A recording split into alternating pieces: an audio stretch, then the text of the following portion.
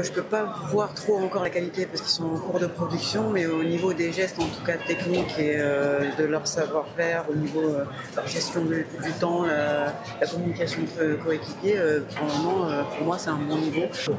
Pour ce qui va être du résultat, il va falloir encore attendre parce que là, ils sont vraiment en cours de production. On n'a encore aucun visuel à part quelques pièces artistiques qui sont en cours de séchage et les petites pièces qui sortent du four. On n'a pas encore vraiment de visuel. C'est une compétition quand même nationale, mais on arrive à être détendu. Comment on fait? Comment on fait pour être détendu? Une bonne préparation, un bon capitaine. Avant tout, c'est secret, avoir du plaisir. C'est ça. Si on aime trop faire, on aura toujours du plaisir. Ça se passera toujours bien. On voit le niveau qui augmente à chaque fois d'année en année, de session en session. On parle de session pour ce qui va être Coupe de France ou d'autres concours, mais d'année en année, on le voit, que ce soit en apprentissage ou en entreprise, ils arrivent avec un niveau un peu plus élevé pour ceux qui s'y intéressent vraiment et qui sont passionnés, parce que ils s'impliquent beaucoup plus, que ce soit à l'école ou en entreprise. Ils sont à la recherche personnelle, même en dehors du travail ou de l'école, via les réseaux sociaux aussi, grâce à ça, qui ouvrent les frontières et qui ouvrent les portes. Donc oui, le niveau, c'est des jeunes impressionnants aujourd'hui. Je suppose qu'il y a eu du plaisir pendant la phase de préparation, mais est-ce qu'il y a toujours du plaisir comme ça en phase de championnat? Il y en a toujours, mais il y a le stress qui prend le dessus. Mais oui, il y en a toujours, sinon ça serait compliqué. Et le fait d'être en équipe, ça aide beaucoup.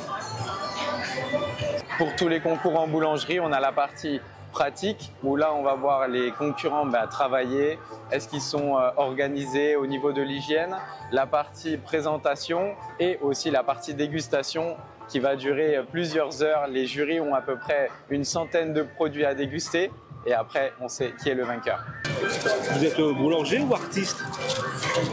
Artisan, c'est les deux. C'est être artisan, c'est être boulanger et être un artiste en même temps.